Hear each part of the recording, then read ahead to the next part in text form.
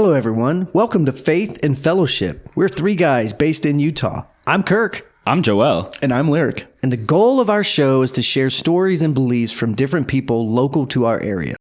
Our mission is to bring civil discourse and allow people who hold different faiths a platform to tell us what they believe. The show's model consists of an interview episode and a follow-up response episode where we'll discuss the topics that were brought up with our guests in the initial interview and give our take from a biblical standpoint. Full disclaimer, not all comments and opinions expressed by our guests represent our own opinions. Thank you guys for listening and enjoy this episode.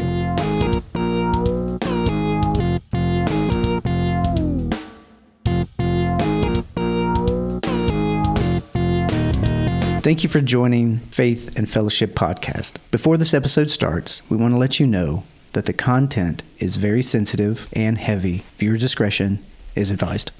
Welcome, everybody, to Faith and Fellowship Podcast that's produced by Arch City Church in Springville, Utah. I am one of your co-hosts, Pastor Kirk Scholl, and we also have with us on a Zoom call one of our co-hosts. I'm Joel, and I'm zooming in from Pennsylvania after being gone for a little while. So I'm excited to be here again on the show, and God willing, I'll be able to zoom in on future episodes. Yeah, and you get the guys who know what's going on. We did have a family tragedy that took place with my wife's mom and dad this summer, and that is what has taken Joel away from Utah, and he's going to be helping his mom and dad who are in full-time children's ministry. They're going to be helping them since it was his brother, one of his younger brother was one of the three that were in a really serious car accident this summer. So we're very grateful for Joel's brother. His name's David Chapman. His recovery. We kind of talked to you guys last time about how my father-in-law did tragically pass away from the car wreck, but my mother-in-law is doing better, and she has been recovering this summer and is now home.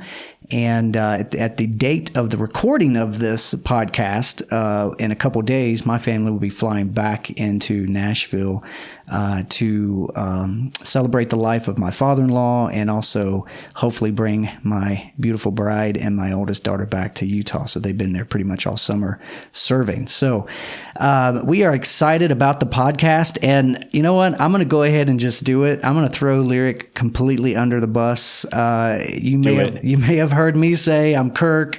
There's Joel. Lyric's not here. He's calling me, but he knows when we're starting. So we're going to throw him under the bus. He's not here. He's probably going to get here sometime during the podcast. But we're excited. We're excited to have a guest with us also via Zoom. And we have David, author, and with us. And we are excited about hearing his story. Our podcast it's really about hearing the stories of our own church members here in our local congregation in Springville, but we're also excited about having people on that maybe sometimes have different aspects or different ideas about Christianity. We're going to extend it to even having people who maybe have different faiths. So coming up, we have in our queue, a Greek Orthodox priest who we've been talking with that we would love to get on and just talk about what it is to be Greek Orthodox. We were thinking about we're grabbing and been in talk with having a Catholic priest on, and we're also going to try to have some people from the Latter-day Saint faith, which is we are definitely part of because we're here in Utah County, and that is the prominent religion here. And so we just want to have a conversation, and we believe that we should be able to come together and have a conversation, even if we do disagree, because that's exactly what's not happening in our country, no matter if it's religion or politics or anything else. It's like nobody has a platform to just speak their mind and have that freedom of conscience. So we are excited about what's coming up in the upcoming episodes, but we want to get down to the episode for tonight, and this is going to run probably the next couple of episodes, but we're thankful for David being with us, and looky here, who just came in. They can't look. It's a podcast. Well, okay. Let me just tell you then. Lyric just came in the studio. Yes, we have thrown him under the bus, and we will continue to throw him under the bus. So if you don't want to make a ton of noise, although you're making a ton of noise, we are live, and we're going to go ahead and get started because we want to respect our guest time. How you doing, Lyric? I'm getting bullied on this podcast. You deserve every second of it. Okay, we're going to let him get going and get settled. But David, we want to welcome you to Faith and Fellowship Podcast. Thanks for being here. Thank you. Thanks for having me. It's an honor. Let me just start off by just asking some pretty kind of profile or personal questions. Where are you located at? Where do you live? I currently live in the state of Maine, way up in the greater Northeast. Okay. All right. Awesome. And are you, there's so much that we want to get into, and we want to be able for you to tell your story. But have you always lived in New England area, or have you traveled around the country? No, I was born in southern New Jersey, in Atlantic City, New Jersey, raised in Philadelphia. Spent the majority of my life in Philadelphia, and I have spent the last 13 years or so traveling around the country. I've been based in Maine since 2010, but I've spent the last, say, 13 years traveling and just doing a lot of outreach. Okay, yeah, and I'm excited about getting into that area of your life where you can talk to us about what you're doing with that. I met you through Twitter. Basically it was someone that I was following and showed a video of, or maybe they retweeted something, I'm not sure. And that's how I came across you. We did some personal messages on Twitter, and that's kind of when I started kind of following your ministry and what you were doing. So it's, exciting to have you on. We know. So let me say this. When you think about, maybe let's start off by just telling us a little bit about what your ministry is, and maybe that will get into the background story of kind of what took place with your own personal testimony. Absolutely. So I do a lot of outreach ministry with the LGB community, with the gay community. Most of that outreach is what we call 3-day outreach ministries, where I go somewhere and I spend a Friday night out in the streets, common ground, face to face with drag queens, transgenders, drug addicts, prostitutes, everything, and just kind of tell them about them by telling them all about me. And in the process of doing so, establish a connection. Saturday, I spend taking them out, spending time with them, one-on-one or one-on however many I meet on Friday. Usually it's just one. And I get to pray with them, pray for them, just give them some examples of my life and where I'm at and the many highs and lows and ups and downs I've had in the last 13 years since meeting my Father in heaven. And then on Sunday, I try to connect them with a local ministry or group that is firm in the truth. And I know there's a lot of when it comes to that word truth. Nowadays, it's your truth, my truth, their truth, his truth, her truth. But there's only one truth, and I don't claim to have it all. But I give them what I have, pour into them ever so freely what has been poured into me ever so freely. And so basically, that's what I do. I do a lot of help now with detransitioners, helping them to relocate, helping them to find a new path new friends, and helping them to prepare for the onslaught of debauchery that they will receive from what I call the rainbow cult. And they will receive it just by trying to detransition. I even have some homosexual men who have never transitioned who are also being attacked by the rainbow mob, because they are standing up for detransitioners or speaking out against transgenderism as a mental illness, because that's what it is. So, that's what I do. And really it all stems because I never knew my father. My father took his life just before I was born. And so I grew up a little boy that was seeking male affirmation and desiring male affirmation. And unfortunately, there were many members of what I felt was my community that took advantage of me, and I was molested several times as a child. And oh gosh, I've been telling this for 13 years, and it's always like the first time. I dealt with a lot of abuse. We'll just leave it at that. And I've been through the sex trafficking rings. I overdosed on pills at 13. I was sneaking out of the house at 10, running away. I ran away at 14 in Philadelphia, lived on the streets for quite a few years. I also started wrong sex hormones at age 14. I started identifying as a girl, or wanting to be a girl, as a very young child. And it was a matter of confusion, but it was also a matter of that I knew at one point I was same-sex attracted. And what was that last statement? I think it cut out just a little bit. Oh, I knew at one point in my young childhood that I felt like I was same-sex attracted, and I didn't want to be labeled and picked on. We have this stigma over same-sex attraction through culture and society. It's like it's guilted, it's shamed, and condemned.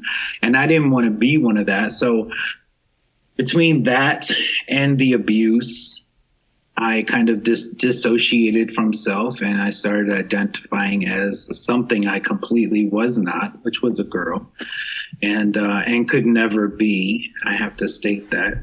And so at 14, when I overdosed on pills at 13, and my mother was at her wit's end with me. She was the single mother of 4, and I was the baby. And she took me from South Jersey to Philadelphia. The only, actually, that was her only outlet for getting me away from the people I was hanging out with and getting into trouble with in Jersey. And she told me when I was 14, she said, "Listen, I had a son. I didn't have a daughter. Your name is David. Not Dana, not Paige, not none of these names you're pretending to be, just David. And I'm not going to find any more makeup in your school bag, and I don't want to find girls' clothes hidden in your room. You can't do that under this roof." And so I ran away at 14. And at 14 years old, a lot of people think back when they're 14 and they were just getting into sports and, going to their first dance. And at 14 years old, my only goal was to be the best hooker I could possibly be. I was prostituting. I was on drugs, on alcohol, on wrong sex hormones. And I was also HIV positive at age 14. Wow. And back then, back then, everyone was dropping like flies all around me from AIDS. And I remember I went to my peers, the older trans, and I said, "What am I going to do I'm HIV positive. And they were like, so what? So are we. And they're like, the blankety blank that gave it to you didn't care. So don't you care who you give it to? And Wow. that was kind of like, 14 years old. The wrong sex hormones had already begun to wreak havoc on my mind, my body, my soul. I was an emotional wreck. I would laugh one minute, cry the next, be in a rage the next. I have physically and verbally assaulted people just to prove to them how happy I was. And how were those? How did you take those? Were those pill form, or was it injections, or did you do both? Injections. Okay. I was buying so in my day, it wasn't like it is today where they're pushing it around every corner, and where these kids can now, and today they can go into any Planned Parenthood and get a paper bag full of wrong sex hormones and puberty blockers.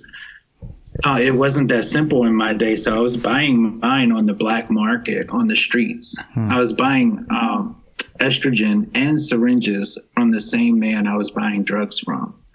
And I was also taking pills, so pills and shots. And my peers showed me how to inject myself with the hormones, and I suffer to this day from the effects of all of those things. But I was in and out of jail. I was, locked up, back on the street, locked up, back on the street. I'd love to be able to tell you about my 20s and 30s, but it's all kind of the same thing. And it's really not the highlight, right? So as I got older, but I can tell you one thing, before I was 25 years old, I had found out I was sterile. That is directly from the wrong sex hormones.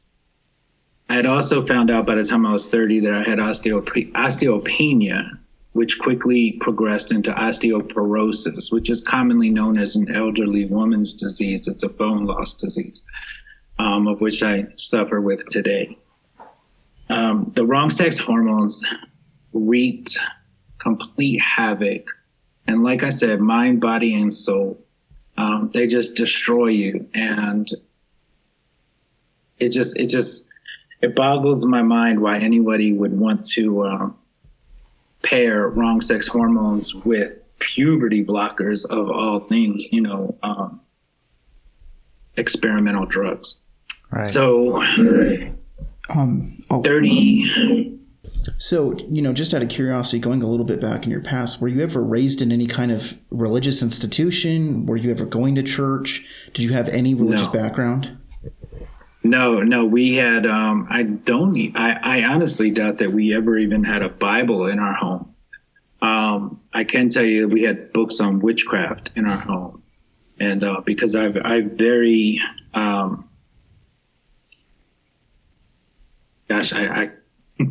can just sit and picture sitting in my basement drawing the pictures in those books on the floor of the basement and sitting in them and reading the words, and and this is all, this all goes together, right? It's all a part of this tie in to this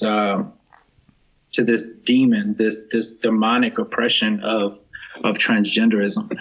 And I opened the floodgates probably when I was in second grade, third grade, playing with witchcraft, but also through trauma of being molested, abused. And then as I got older, in my early teens and into my teens, sex trafficked, and put into homes where they call them rent homes, which are what they call glitter families.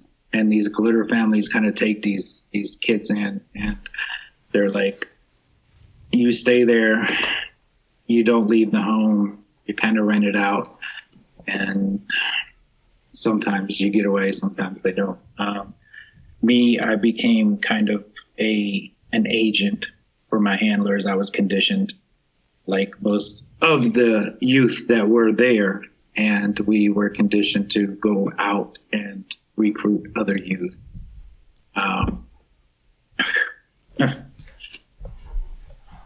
So going way back, in and out of jail, in and out of prison, 2006 was the last time I got out of prison. I had met a correctional officer in that bid, and I remember I was on the rec yard, and part of the whole trans and you know, all of that world is about attention and getting attention and receiving attention. And here I was looking like a woman, and I was on the rec yard in a man's prison, and I was cheerleading, and this correctional officer kept looking at me, and he says, "You come here." And I bounced up to him like, "What?" And he says, "What's your name?" I said, "Paige." And he said, "No, that's a girl's name. What's the name your mama gave you?" And I said, "David." And he said, "Well, David, do you know that God didn't create you to be like this?" And I was offended, right? I was offended. I was angry. I was hurt. You know, how dare he? And so arrogantly, pridefully, I was like, "Of course he did. Look at me. I do this well." And in that dialogue, I said something about it being natural. And he said to me, he said, "Well, if it's so natural, let me just ask you a question. How many pills, how many procedures did you have to take to look the way that you look, if it's so natural?"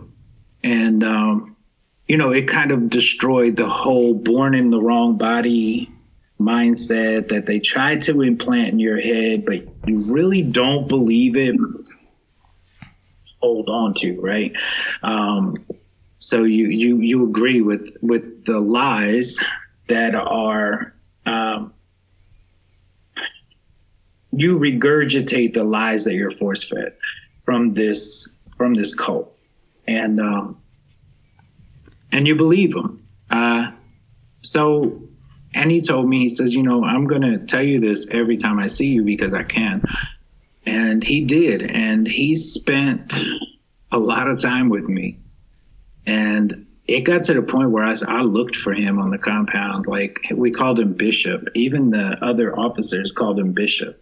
And he didn't treat the officers any different than he treated inmates. And that was very different there, because the officers usually treated inmates like garbage. And he didn't. He treated everybody the same, and he witnessed everybody the same. But one thing he never did was he never came to me with a Bible, you know, and tried to quote the scripture and tell me what God's word said. And I'm glad that he didn't, because, you know, I was a natural man, and it would have been foolishness to me. I couldn't have understood it. And I think that's where we go wrong a lot of times now, as we go into these, you know, into the streets or into these parades with Bibles and bullhorns to try to feed the natural man spiritually, instead of feeding the natural man naturally and letting the spirit do what the spirit does. But can I? He told me. Pardon? Sorry, can I interject just a question? Yes. Because it's all fascinating. There's some things that I just want to make sure we get kind of when it comes to different aspects of your life. This particular time when you were in prison, or maybe just talk a little bit about, or the question is, how did you get there again? Because I don't think I caught that side of how you got into the prison to actually. If you're okay talking about that. I mean, you don't have to go in detail. I'm thinking more time frame, as not what you did, if you don't feel comfortable saying that, but just in your life, the time chronologically, when did that happen? Okay, yeah. So even throughout my teenage years, I was in and out of juvenile detention. And then from juvenile detention, once I turned 18, I started going into the county jails. And after you get so many charges, or when you catch new charges, you end up going to the big house. And so it was 2003 when I went for the last time, and 2006 when I was released for the last time. And this is when you met the guard that you're talking about right now. Yes, Okay. yes. My last bid was when I met Bishop, and when he just poured everything he had into me.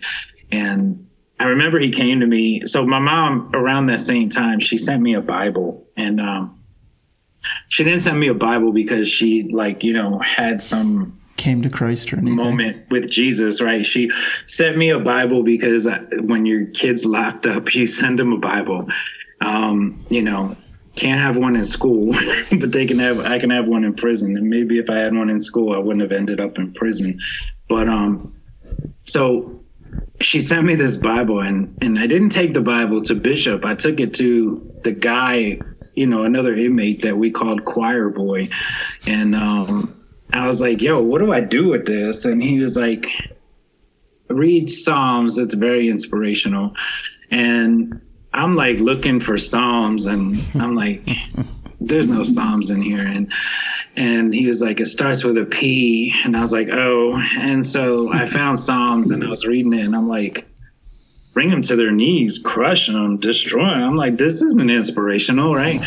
I threw it in my Foot Locker. I was like, I'm not going back there. And of course I was, reading the imprecatory prayers, and which I find very useful in today's world, actually. But Bishop came, and he would talk to me, and he told me stories. They were all stories from the Bible, but I didn't know that. But he told me a story he said, David, he says, when you get saved, he said, your testimony is going to be able to reach so many different people. He said, because you've been on so many different platforms, on so many different plateaus of sin and of this world. He's like, and you can relate to so many. He says, I watch you talk to these guys in here, murderers, and you relate to them. You're so good with people. And he says, there was a man named Saul. He says, and this man thought he was sincere. He was true. He thought he was doing God's work. He said, and he was persecuting God's people. He was killing them, throwing them in prison. He says, but he thought he was doing what God wanted him to do, what he was supposed to be doing. He said he was sincere, sincerely wrong, but sincere nonetheless. And he said one day he was on his way to Damascus, and he said, literally, he was knocked off his high horse, blinded so he could see. He said, and then he went from being sincerely wrong to sincerely right, and he went from being Saul to Paul. And that story always stuck with me. And I thought about it a lot, and my gosh, it's a good story. It's a cool story. Yeah, it is. And I remember sitting on a wall about a day or two before I got released from prison, and a homosexual came up to me and said, what's wrong with you? And I was like, I said, I have literally been with thousands of men in my life, and I've never found joy in any of them. I said, there's one man I've never given a chance. And he was like, who? And I was like, the Christ. And he's like, oh, you're crazy. And he walked away. And I was like, maybe I am, because I'm getting ready to get released. Who knows? So when I got out, I didn't become, like this man of God and all of this. And I returned to my vomit like a dog does. And but there was something different, is I no longer felt comfortable being Paige. And I was trans identified for over 20 years. It was rough. I still looked like a woman-ish, I guess. And, but I didn't want to. And at that point, I didn't want to dress like a girl. I didn't want to wear makeup. And, I just wanted to be David. And it was kind of like a rude awakening for me, because it showed me that all of those years I strived to look like a woman or look like something that I wasn't, only to get more attention from very specific men. But even as David, it was a humbling experience, because I was able to see that all of those, what I thought were goals, were really nothing, because they didn't matter, because those same people were still attracted to David, and so it didn't matter if I was Paige or David, there was always something there. And so it just allowed me to see that world and all of that competition was it was all for nothing. It was all for naught. And 2008, I was stricken down with very severe osteoporosis. I couldn't stand up straight, couldn't walk without a walker. And I was in excruciating pain all the time. And they had me on Oxycontin, oxycodone, hydrocodone, morphine. I mean, they made me a drug addict, a legal drug addict. They made me a legal drug addict, I always say. And even through the excruciating pain, it didn't stop me from wanting to fulfill the lusts of my flesh and going to the clubs and going to the casinos and going to the parties and the whatever, and engaging in all of this activity that I just shouldn't have been engaging in. And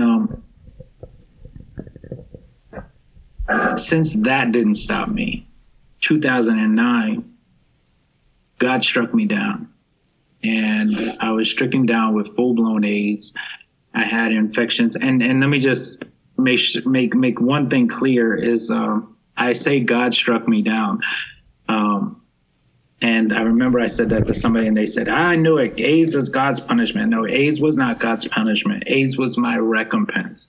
AIDS was my reward for all of my choices and all of my actions. It had nothing to do with my Father in heaven. And my doctor gave me 3 months. I had no immune system, infections in my brain and my blood, boils all over my body from the infections fighting their way out. And they put a hospital bed in my home, put hospice in place. And that's where I laid and waited to die. And that Bible that my mom sent me in prison that I never read, and I brought it home with me and I put it on my nightstand and I used it as a coaster for my drinks. And I was laying in this hospital bed and I was just in so much pain. And I knew I was at the end of my rope. I was at the bottom of my barrel, and there was nobody else going to pad my fall. And I took my drink off of that Bible and picked it up, and I opened it up and I just dove in. I dove into the Word. Hey, David. Hey, is it okay? So, sorry about that. Would you be all right? Because we are coming up on the end of like our time for this particular podcast, and we were anticipating that we were going to need to have two. And so, if you're okay with pausing right there, I think that's a great point. And we're going to roll right into episode two. But we'll go ahead and just want to. Again, I think that's a great opportunity because I feel like you're right there where you're going to, God's definitely been dealing with you and then you're going to get to this point of really soaking up the Word or diving into, wanting to seek more of Him. So let's pause there. And we're going to come back with David Arthur, our guest, and he is in Maine. And just want to again thank you for joining us as a guest, and you, our audience, thanks for joining us here at Faith and Fellowship. I know this has been just as a disclaimer, this is it's a really, really heavy subject. Absolutely. And but it's a very needed conversation that we need to have, because there's a lot that's going on in our country, and it seems to be on the forefront of just about everything you open up. And so I think that's exactly what intrigued me about you, David, is that, just the fact that you're doing what you're doing. And so I'm excited about hearing the rest of your story. We're glad that Lyric finally made it in the studio. Back to bullying Lyric. And so let's go ahead and sign off. Thanks for being part of this podcast, and we are going to join you next time. We hope you will join us again also. So this is Kirk. I'm Lyric. And Joel. And we will see you next time on Faith and Fellowship.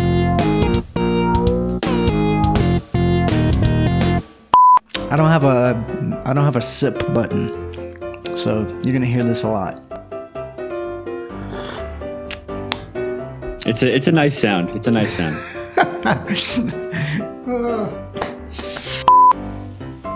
I'm doing this because that guy right there is in PA. He's the expert. I'm not. And this guy right here is useless. So that's why I'm doing it. Wow. We both knew that. I apologize for that comment. You're not useless. You're a great friend, and we appreciate and love you very much. Now you're just lying. You just want to see me put it down on the camera, that's all. Hey, this is Lyric Keenan with Juicy Boys Podcast. Today we're coming on the show at Papadopoulos' house. Yo, this is Minister Big L of Youth Communion here at Art City Church. Okay, all right. We're recorded. We've been recording. Oh, I wanted all this stuff. Why are we always getting blackmailed on these recordings? I wanted all this We're stuff. going to have, instead of Watergate, it's going to be Lyric Gate that's happening.